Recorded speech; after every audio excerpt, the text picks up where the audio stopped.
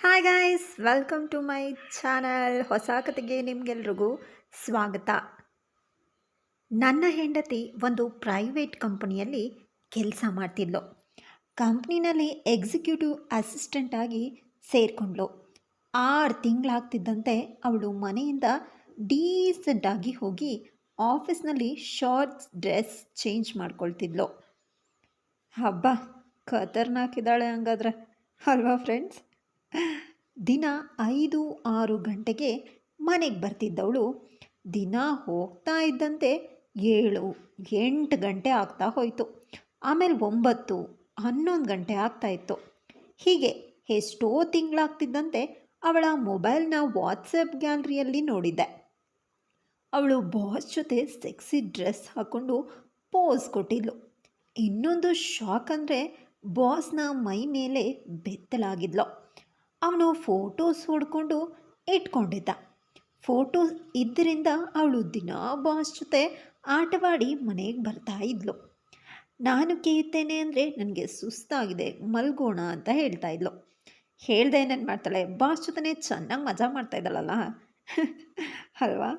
ಆದರೆ ವಿಷಯ ಹೀಗಿದೆ, ನಾನು ಫೋಟೋಸ್ ನೋಡ್ತಿರೋದು ಅವಳಿಗೆ ಗೊತ್ತಾಗ್ತಾ ಇರಲಿಲ್ಲ. ಬಾಸ್ ಅವಳಿಗೆ ವಾಟ್ಸಪ್ ಮಾಡ್ತಾ ಇದ್ದ. ಇನ್ನೊಂದು ದಿನ ಅವಳು ಬಾತ್ರೂಮ್ಗೆ ಹೋಗಿದ್ದಾಗ ಮೊಬೈಲ್ನ ಗ್ಯಾಲರಿ ಓಪನ್ ಮಾಡಿ ನೋಡಿದೆ. ಒಂದು ವಿಡಿಯೋ ಇತ್ತು. ಓಪನ್ ಮಾಡಿ ನೋಡಿದೆ. ಅವಳು ಬಾಸ್ನ ತೊನ್ನೆ ಹಿಡಿದು ಬಾಯೊಳಗೆ ತುರುಕೊಂಡು ಚೀಪ್ತಾ ಕ್ಯಾಂಡಿಯ ಹಾಗೆ ಕೈಯಲ್ಲಿ ಆಡಿಸ್ತಾ ಇದ್ಲು. ಹಬ್ಬ, ಸಕ್ಕದಾಗಿದ್ದಾಳೆ ಬಿಡು ಇವಳಂತೂ. ಬಾಸ್ನ ಸೊಂಟದ ಮೇಲೆ ಕುಳಿತು ತನ್ನ ತುಲ್ಲೊಳಗೆ ತೊನ್ನೆ ಹೊಕ್ಕಿಸ್ಕೊಂಡು ಜಿಗಿತಾ ಇದ್ಲು. ಆಹಾ, ಏನು ಕಾಮದಾಟ ಇವರಿಬ್ಬರಿದು! ಎಷ್ಟು ಸೆಕ್ಸಿಯಾಗಿ ಕಾಣ್ತಾ ಇದ್ಲು. ಹಾಗೆ ಬಾಸ್ನ ಮುಖದ ಮೇಲೆ ತುಲ್ಲನ್ನು ಅಗಲಿಸಿ ಇಟ್ಲು. ಅವನು ತುಲ್ಲನ್ನು ಚಿಂದಿ ಮಾಡಿ ಚೀಪ್ತಾ ಇದ್ದ. ಹಾಗೆ ಹೊಕ್ಕಿಸಿ ತುಲ್ಲೊಳಗಿನ ರಸವನ್ನು ಸುರಿದ. ಇನ್ನೊಂದು ದಿನ ಇನ್ನೊಂದು ವಿಡಿಯೋ. ಚಿಕ್ಕ ಸ್ಕರ್ಟ್ ಹಾಗೂ ಬ್ರಾ ಹಾಕಿ ಬಾಸ್ ಜೊತೆ ಡ್ಯಾನ್ಸ್ ಮಾಡ್ತಾ ಡ್ರಿಂಕ್ಸ್ ಮಾಡ್ತಾ ಕೂತ್ಕೊಂಡು ಬಾಸ್ನ ತುನ್ನೆ ಚಿಪ್ತಾ ಮತ್ತು ಡ್ಯಾನ್ಸ್ ಮಾಡ್ತಾ ತನ್ನ ಸ್ಕರ್ಟ್ನ ಮೇಲಕ್ಕೆತ್ತಿ ತುಲ್ಲನ್ನು ಕಿಸಿತಾ ಇದ್ಲು. ಬಾಸ್ ಬೆರಳು ಹಾಕಿ ತುಲ್ಲಿನ ವಾಸನೆ ನೋಡ್ತಿದ್ದ. ತುಲ್ಲನ್ನು ಕಿಸಿದು ಕೆಂಪು ಮಾಂಸವನ್ನು ತೋರಿಸಿ ಬಾಸ್ನ ಕಾಮಕ್ಕೆ ಕರೀತಾ ಇದ್ಲು. ಬಾಸ್ನ ಹಣದ ಮೋಹಕ್ಕೆ ಇತ್ತೀಚೆಗೆ ದಿನ ಕೇಳಿಸಿಕೊಂಡು ಕಾಮಸುಖವೂ ಸಿಗ್ತಾಯಿತ್ತು, ಹಣವೂ ಸಿಗ್ತಿತ್ತು. ಇನ್ನೇನು ಬೇಕು? ಸುಖ, ಹಣ ಎಲ್ಲ ಸಿಗ್ತಾ ಇರುವಾಗ ಅಲ್ವಾ? ಇನ್ನೆಲ್ಲಿ ನನ್ನ ಬಳಿ ಕೈಸ್ಕೊಳ್ಳೋದಕ್ಕೆ ಟೈಮ್ ಸಿಗುತ್ತೆ? ಒಂದು ವಿಡಿಯೋ ಮಾಡಿದ್ದನು. ಅದರಲ್ಲಿ ಸ್ಲೋ ಆಗಿ ಇಂದಿನಿಂದ ನನ್ನ ಹೆಂಡತಿಯ ತಿಕ್ಕದ ತೂತಿಗೆ ತೊನ್ನೆ ನುಗ್ಗಿಸ್ತಾ ಇದ್ದ. ಅವಳು ಅನ್ನುತ್ತಾ ನುಲಿತಾ ಇದ್ಲು. ಮೊಲೆ ಹಿಸುತ್ತಾ ಹಾಗೆ ತನ್ನ ತುನ್ನೆ ಫುಲ್ ಒಳಗೆ ಹೊಕ್ಕಿಸಿ ಒಮ್ಮೆಲೆ ಹೊರಗೆ ತೆಗ್ದ. ಜೋರಾಗಿ ಅವಳು ಅಮ್ಮ ಅಮ್ಮ ಅಂತಿದ್ಲು.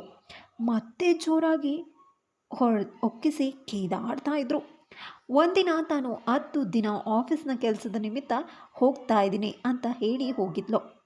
ಹೋಗುವಾಗ 12 ಪಿಂಕ್ ಟ್ರಾನ್ಸ್ಪರೆಂಟ್ ಪ್ಯಾಂಟಿ ಬ್ರಾ, 2 pack Mankind condoms, 5 mini skirts, ತೊಡೆ ಮೇಲಿನ ತನಕ ಶಾರ್ಟ್ ಫ್ರಾಕ್ಸ್ ಕೊಂಡುಕೊಂಡು ಹೋಗಿದ್ಲು. ಇದೆಲ್ಲ ನೋಡಿದ ಮೇಲೆ ಗೊತ್ತಾಯಿತು ಅಲ್ವಾ ಫ್ರೆಂಡ್ಸ್, ಆಫೀಸ್ ಕೆಲಸ ಅಲ್ಲ ಬಾಸ್ ಕೆಲಸ ಅಂತ.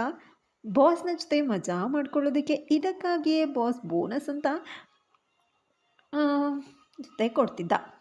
ಯಾಕಂತಂದರೆ ತುಲ್ಲು ಕೇಸ್ಕೊಳ್ತಾ ಇದ್ಲು, ಕಾಮತೃಷಿ ಈಡೇರಿಸ್ತಾ ಇತ್ತು. ಅವಳಿಗೂ ನನ್ನ ನೆನಪು ಇರ್ತಾನೇ ಇರಲಿಲ್ಲ. ಹೇಗಿರೋಕ್ಕೆ ಸಾಧ್ಯ? ಬಾಸೇ ಎಲ್ಲ ಕೊಡ್ತಾ ಇರುವಾಗ ನಾನು ಕಾಲ್ ಮಾಡಿದರೆ ಆಮೇಲೆ ಮಾತಾಡ್ತೀನಿ, ನಿದ್ರೆ ಬಂದಿದೆ ಅಂತಿದ್ಲು. ಸುಮ್ಮನಾಗ್ತಿದ್ದೆ. ಮಾಲ್ಡೀವ್ಸ್ಗೆ ಹೋಗಿದ್ಲು, ನಮ್ಮ ಸೋನು ಥರ. ಮಾಲ್ಡೀವ್ಸ್ಗೆ ಬಾಸ್ ಜೊತೆ ರೆಸಾರ್ಟ್ ರೂಮಲ್ಲಿ 10 ದಿನ ಮಸ್ತ್ ಮಜಾ ಮಾಡ್ಕೊಳ್ತಿದ್ಲು. ಡೇ ಟೈಮಲ್ಲಿ ಬಿಕ್ನಿ ಹಾಕ್ಕೊಂಡು ನೀರಲ್ಲಿ ಬಾಸ್ ಕಾಲಿನ ಮೇಲೆ ಕೂತ್ಕೊಂಡು ಮಜಾ ಮಾಡ್ತಾ ನೀರಿನಲ್ಲೇ ಕೈದಾಡ್ತಾ ಇದ್ರು. ಪ್ಯಾಂಟಿ ಬ್ರಾ ತೆಗೆದು ಬೆತ್ತಲಾಗಿ ನೀರಲ್ಲಿ ಈಜಾಡ್ತಾ ಇದ್ಲು. ನೈಟ್ ಆಗ್ತಿದ್ದಂತೆ ಮಿನಿ ಸ್ಕರ್ಟ್ ಹಾಕಿ ಪ್ಯಾಂಟಿ ಹಾಕದೆ ತಿರುಗಿದಾಗ ಮೇಲಕ್ಕೆ ಹೋಗಿ ಅವಳ ನೀಟಾಗಿ ಶೇವ್ ಮಾಡಿದ ತುಲ್ಲು ಬಾಯಿ ಬಿರಿತಾ ಇತ್ತು. ಹಾಗೆ ಬಂದು ಬಾಸ್ನ ಮುಖದ ಮೇಲೆ ತನ್ನ ತುಲ್ಲು ಬಿರಿದು ಇಡ್ತಾ ಇದ್ಲು. ಬಾಸ್ ತುಲ್ಲು ನೆಕ್ತಾ ಕೇಯ್ತಾ ಇದ್ಲು. ಹಾಗೆ ಸಂಜೆ ಬೆಂಕಿ ಕಾಯಿಸೋದಕ್ಕೆ ಫೈರ್ ಹಾಕ್ಕೊಂಡು ಬಿಕಿನಿ ಹಾಕ್ಕೊಂಡು ಡ್ರಿಂಕ್ಸ್ ಮಾಡ್ತಾ ಉದ್ವೇಗದಿಂದ ಬಾಸ್ನ ತುನ್ನೆ ಹೊರಗೆ ತೆಗೆದು ಚೀಪ್ತಾ ಇದ್ಲು. ಬಾಸ್ ಇವಳನ್ನು ಬೀಳಿಸಿ ಪ್ಯಾಂಟಿ ತೆಗೆದು ಹಿಂದಿನಿಂದ ತಿಕಾ ಬಗೆದು ಬಾಯಿ ಹಾಕಿ ಚೀಪ್ತಿದ್ದನು. ನನ್ನ ಹೆಂಡತಿ ಬಾಸ್ನ ಜೊತೆ ಹೇಗೆ ವಿಧ ವಿಧ ಬಗೆಯಿಂದ ಕೇಯಿಸ್ಕೊಂಡು ಉದ್ದೆ ಮಾಡಿಕೊಂಡ್ಲು. ಕಾಮದೃಶ್ಯ ಈಡೇರಿಸ್ಕೊಳ್ತಾ ಬಾಸ್ನ ತುಣ್ಣೆಗೂ ಸುಖ ನೀಡ್ತಾ ಇದ್ಲು. ಬಾಸ್ನ ಸೆಕ್ರೆಟ್ರಿ ಆಗಿನೇ ಹೋಗಿದ್ಲು. ತಿಕಾ ಕಾಣುವಂಥ ಡ್ರೆಸ್ ಹಾಕ್ತಾ ತನ್ನ ಉಬ್ಬಿದ ಮೂಲೆಯ ನಡು ಕಾಣುವಂತೆ ಡ್ರೆಸ್ ಹಾಕಿ ಸೆಕ್ಸಿಯಾಗಿ ಕಾಣ್ತಾ ಇದ್ಲು. ಈ ರೀತಿ ಸೆಕ್ಸಿಯಾಗಿ ಕಾಣ್ತಾ ಇದ್ದರೆ ಯಾವ ಬಾಸ್ ತಾನೇ ಬಿಡ್ತಾನೆ ಹೇಳಿ ಅಲ್ವಾ? ಚೆನ್ನಾಗಿ ಎಂಜಾಯ್ ಮಾಡ್ತಾ ಇದ್ದ ಅವನಂತೂ. ಆದರೆ ಪಾಪ ಅವಳ ಗಂಡ ಬಿಕಾರಿ ಆಗೋಗಿದ್ದ ಸುಖದಲ್ಲಿ. ಏನು ಮಾಡೋಕ್ಕಾಗಲ್ಲ ಫ್ರೆಂಡ್ಸ್. ಕೆಲವೊಂದು ಹುಡುಗಿರು ಇರ್ತಾರೆ ನಮ್ಮ ಸೋನು ಥರದವರು. ಅವಳು ಹನಿಮೂನ್ ಟಿಕೆಟಲ್ಲಂತೆ ಹೋಗಿರೋದು. ಸೊ ಟಿಕೆಟ್ ಮಾಡಬೇಕಾದ್ರೆ ನೇಮ್ನ ಮೆನ್ಷನ್ ಮಾಡಿರ್ತಾರೆ. ಅಂದಮೇಲೆ ಒಂದು ಥಿಂಕ್ ಮಾಡಿ ಸೋನು ಜೊತೆ ಒಂದು ಹುಡುಗ ಕೂಡ ಹೋಗಿದ್ದಾನೆ ಅಂತ ಅಲ್ವಾ? ಹನಿಮೂನ್ ಟಿಕೆಟ್ ಅಂತ ಬುಕ್ ಮಾಡಿದ್ಮೇಲೆ ಹುಡುಗಿ ನೇಮಲ್ಲೇ ಬುಕ್ ಮಾಡಬೇಕು. ಇಲ್ಲ ಅಂತಂದರೆ ಮೋಸ ಮಾಡೋಕ್ಕೆ ಚಾನ್ಸೇ ಇಲ್ಲ. ನೀವೇನಂತೀರಾ? ನಿಮ್ಮ ಅಭಿಪ್ರಾಯನ ಕಮೆಂಟ್ ಸೆಕ್ಷನಲ್ಲಿ ಕಮೆಂಟ್ ಮಾಡಿ ತಿಳಿಸೋದನ್ನು ಮರಿಬೇಡಿ.